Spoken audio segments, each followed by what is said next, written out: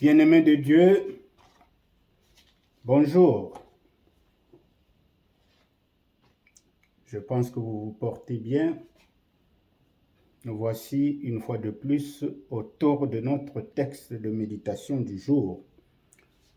Ce 10 octobre 2024, nous allons méditer sur Luc chapitre 11, versets 5 à 13. Avant tout, recommandons-nous au Seigneur.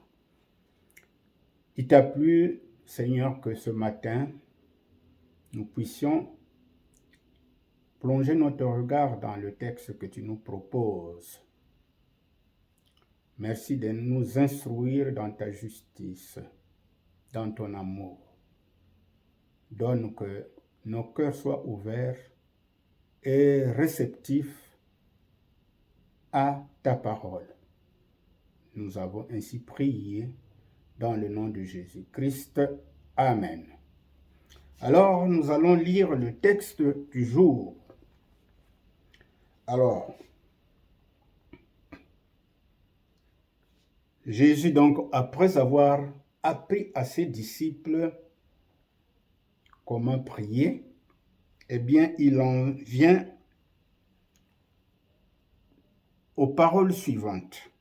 Donc, Luc 11, versets 5 à 13. Supposez que l'un de vous ait un ami et qu'il aille le réveiller en pleine nuit pour lui dire « Mon ami, prête-moi 3 pains, car un de mes amis qui est en voyage vient d'arriver chez moi et je n'ai rien à lui offrir. » Supposons que l'autre, de l'intérieur de la maison, lui réponde « Laisse-moi tranquille, ne me dérange pas. Ma porte est fermée. Mes enfants et moi, nous sommes couchés. Je ne peux pas me lever pour te les donner. » Je vous assure que même s'il ne se lève pas pour lui donner ses pains par amitié pour lui, il se lèvera pour ne pas manquer à l'honneur et il lui donnera tout ce dont il a besoin. Ainsi, moi je vous le dis, demandez et vous recevrez. Cherchez et vous trouverez. Frappez et l'on vous ouvrira. Car celui qui demande reçoit, celui qui cherche trouve, et l'on ouvre à celui qui frappe. Il y a des pères parmi vous. Lequel d'entre vous donnera un serpent à son fils quand celui-ci lui demande un poisson? Ou encore, s'il demande un œuf, lui donnera-t-il un scorpion? Si donc, tout mauvais que vous êtes, vous savez donner de bonnes choses à vos enfants, à combien plus forte raison le Père Céleste donnera-t-il l'Esprit Saint à ceux qui le lui demandent? Nous pouvons dire Amen. Alors, le texte d'aujourd'hui nous interpelle sur la persévérance dans la prière. Voilà le thème de notre texte, la persévérance dans la prière. Comme celui-là qui reçoit un ami et il n'a rien, il est obligé d'aller déranger l'autre à une heure tardive. En insistant, il finit par recevoir ce dont il avait besoin pour pourvoir aux besoins de nourriture de son hôte. Bien, alors,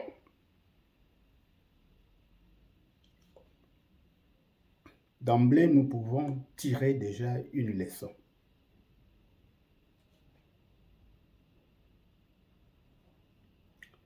Nous voyons que ce monsieur, il a osé déranger l'autre.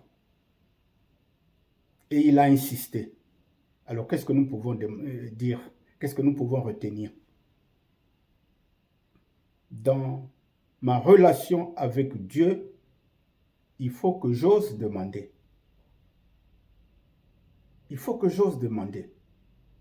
Et ça, c'est dans la prière que je le fais. Mais quand je demande, il faut que je sois armé de patience. Parce que nous sommes souvent pressés. Nous voulons tout de suite, quand nous demandons quelque chose à Dieu, que ça vienne.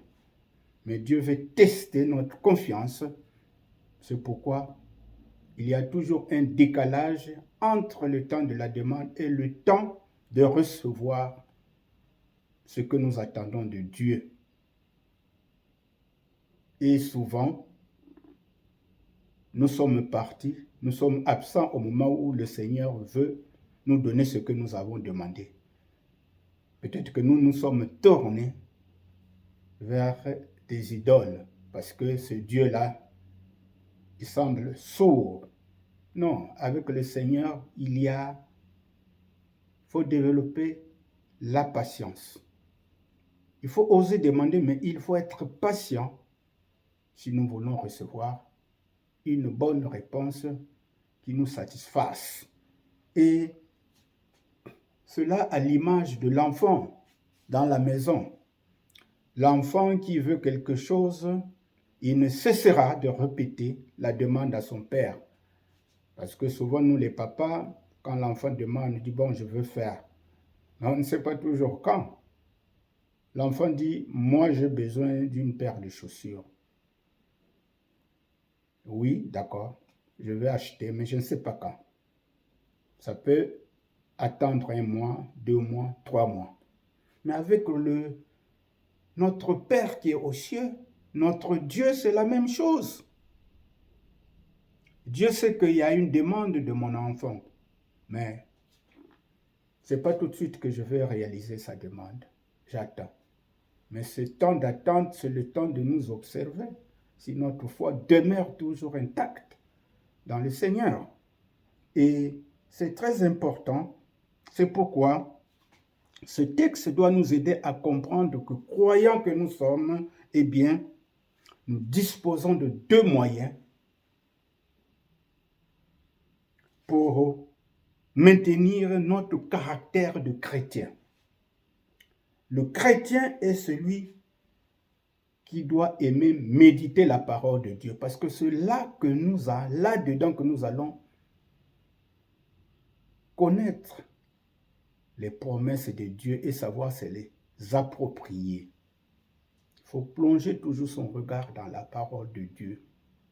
Et c'est ce que nous faisons avec les méditations quotidiennes. Mais une fois que nous avons l'habitude de plonger notre regard dans la parole de Dieu, bien, il faut maintenant formuler nos demandes. Peut-être que j'ai des difficultés à bien comprendre le message de Dieu, mais il faut lui demander de nous ouvrir. Il faut lui demander de t'ouvrir la mémoire pour que tu puisses comprendre le message du salut. Donc, ces 2 moyens-là, plonger notre regard dans la parole de Dieu et savoir s'adresser à Dieu, ce sont des moyens que tout chrétien doit utiliser. Alors, quelle est la meilleure chose à demander à Dieu dans ces conditions? Si je suis tout le temps avec lui dans la méditation, c'est le moment privilégié de le rencontrer. Je suis tout le temps à l'église pour écouter sa parole, c'est aussi le moment privilégié pour l'écouter. Mais finalement, qu'est-ce qui doit primer dans mes demandes? La chose première, c'est quoi? Mais nous devons demander le Saint-Esprit. Voilà, parce que c'est la personne de la divinité que Jésus nous a envoyé pour que nous puissions comprendre qui est Dieu et pour qu'il nous aide à marcher dans la fidélité à Dieu. La chose extraordinaire à demander, c'est ça. Parce que c'est ça qui va nous donner le discernement dans notre marche d'enfant de Dieu. Alors, on peut prendre en référence Salomon. Lorsqu'il accède à la royauté, il succède à son père David. tout jeune. Alors, le jour qu'il va pour offrir des sacrifices d'Holocauste au haut lieu, sur les hauts lieux, à Gabaon, pendant qu'il offrait les sacrifices, Dieu lui vient en vision. Il lui dit, mais mon fils, qu'est-ce que tu me demandes que je puisse faire pour toi? Certainement, Dieu avait agréé ces sacrifices. Mais que va dire Salomon? Seigneur, je viens de succéder mon père, un roi qui rayonnait. Mais moi, je suis tout petit. Je suis enfant. Un peuple aussi important, c'est un jeune enfant qui le dirige. Mais je n'ai pas la sagesse nécessaire. Donc, tout ce que je te demande, c'est de me donner la sagesse de diriger ce peuple. Ah, voilà une très bonne demande. En fait, Salomon demande le Saint-Esprit au Seigneur pour qu'il puisse diriger le peuple hébreu selon la volonté de Dieu. Ça a beaucoup plu au Seigneur et au-delà de lui donner la sagesse, Dieu l'a encore pourvu en bien matériel. Voilà un exemple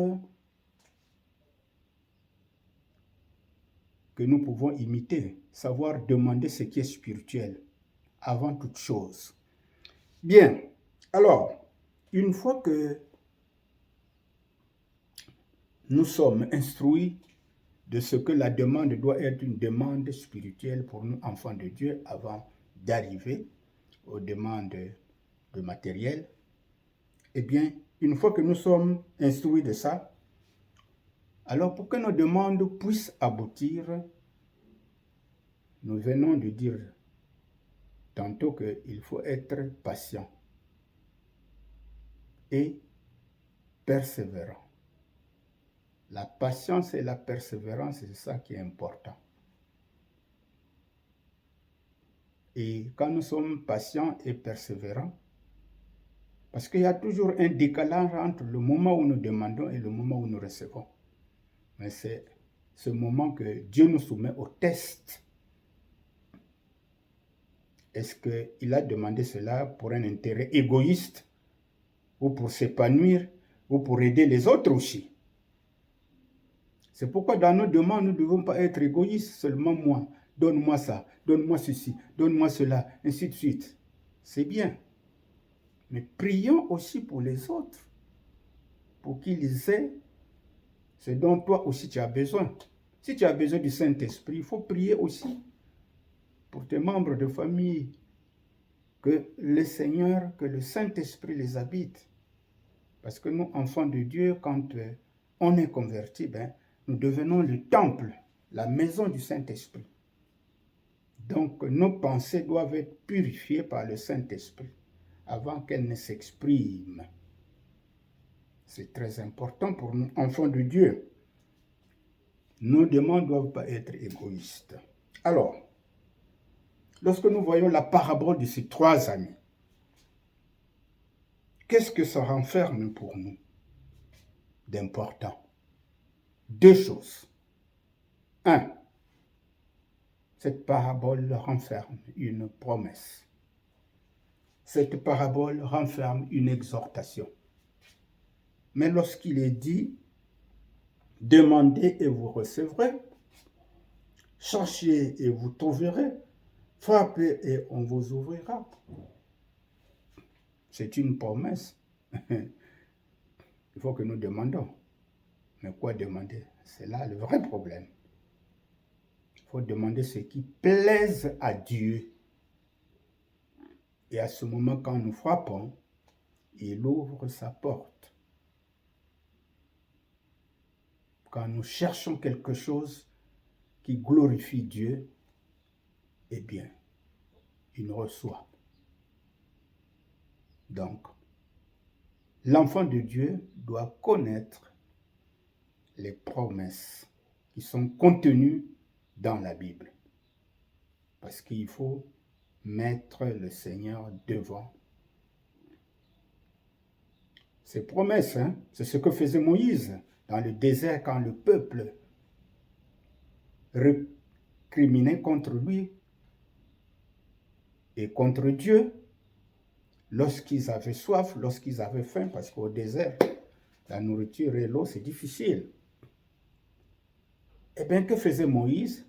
Moïse se retirait pour prier Dieu, lui rappeler les promesses que c'est vrai, tu as sorti ce peuple de l'esclavage d'Égypte, mais après tout, ce peuple est en train de souffrir. Aujourd'hui, il me récrimine, comme quoi ils n'ont rien à manger, rien à boire. Mais tu as fait des promesses, hein? Alors le Seigneur était dans l'obligation de montrer sa miséricorde à ce peuple, quoique souvent infidèle. Mais nous aussi, est-ce qu'on est toujours fidèle au Seigneur? Parfois nous sommes infidèles, mais Dieu a toujours la miséricorde sur nous. Cela ne l'empêche pas de demander et de nous donner ce que nous demandons, surtout quand cela va pour sa gloire. Donc, demandons d'abord des choses spirituelles. Alors, une exhortation. Quelle exhortation ce texte nous donne? Nous devons donc oser demander avec assurance et confiance. Quand nous demandons, il faut y mettre de la foi, de la confiance que Dieu va le faire. Il va le faire. Voyez-vous que souvent, dans l'intervalle entre la demande et la réception de ce que nous avons demandé, ça peut durer 1 mois, 2 mois, 3 mois, 1 an, des années. Ça demande de la patience et de la persévérance. Comme cet ami qui va importuner un autre ami parce qu'il avait un besoin. C'était donner à manger à son hôte qui revenait d'un voyage, d'un long voyage. Il fallait lui donner à manger pour se ressourcer physiquement. Donc, il nous faut de la patience et de la persévérance. Alors, certainement, chacun de nous s'est déjà retrouvé dans une situation difficile. Bon, essayons d'examiner à la lumière de ce texte comment nous sommes comportés par rapport à cette difficulté où nous avons demandé au Seigneur, mais le Seigneur n'a peut-être pas encore répondu. Alors, maintenant, après qu'on ait médité ce texte, qu'est-ce qui reste pour nous? C'est de réajuster notre relation avec Dieu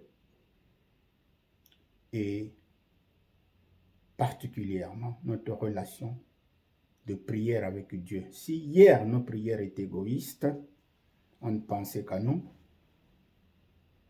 Voyez-vous, Salomon n'a pas pensé seulement à lui. Il a demandé la sagesse parce que cette sagesse va aider le peuple à s'épanouir. Le fait de bien diriger le peuple s'épanouit. Donc, nos prières ne doivent pas être des prières égoïstes, mais des prières qui aident les autres à s'épanouir. Donc, si je trouve une situation qui m'écoeure, qui me fait mal, je dois prier pour cela. Même si je ne connais pas la personne, mais je dois prier pour cela. Et nous oublions souvent que c'est une bénédiction que nous recevons. Il y a des gens qui ont une vie rayonnante. Parfois, ces gens-là ne savent pas d'où vient leur bénédiction. Ça peut provenir la marche des parents parce qu'ils ont été des bons témoins dans leur vie.